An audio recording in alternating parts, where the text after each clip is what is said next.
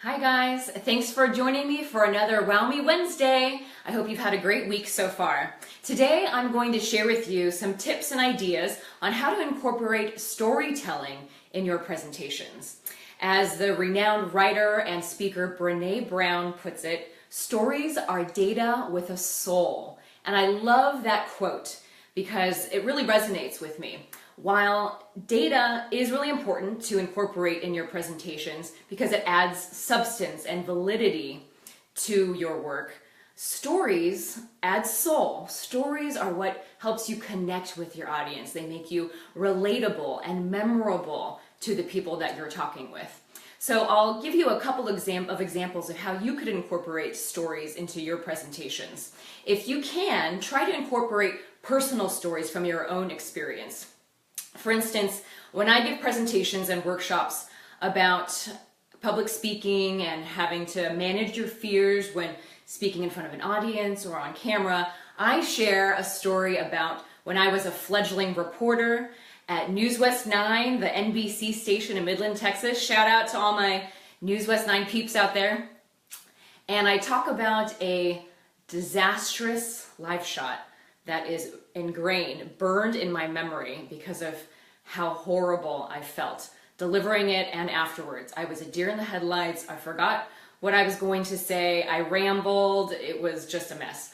I'll share that story with you another time. But the point of the story is to convey to my audience that, hey, we all start somewhere.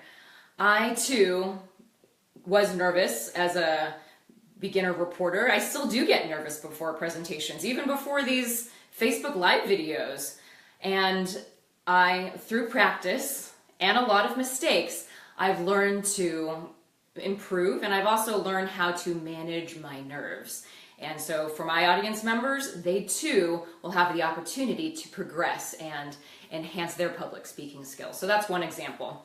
Another example of a personal story that you could share is with a woman that I have recently been working with who is graduating from a leadership program, and she's delivering a speech to talk about how much she's grown through the program. So while she talks about the confidence that she's gained and how she is willing to step up and volunteer for more presentations and opportunities, I asked her, well, what's a story that you could share from before the leadership program to demonstrate where you were to start with, your starting point, and how much you've grown, to have a comparison.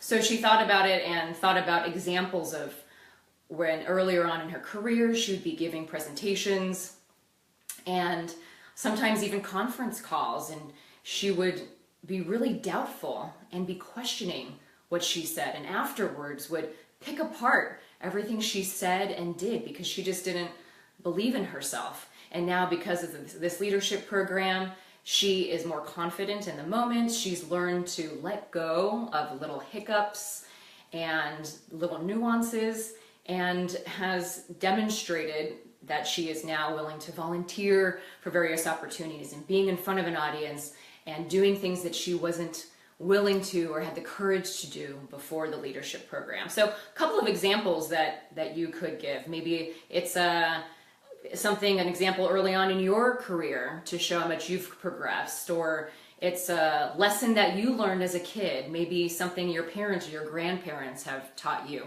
that has resonated with you and you'd like to share with people today. If you don't have a story from your own personal experience, that's okay. You can share other people's experiences, other people's stories, obviously with their permission.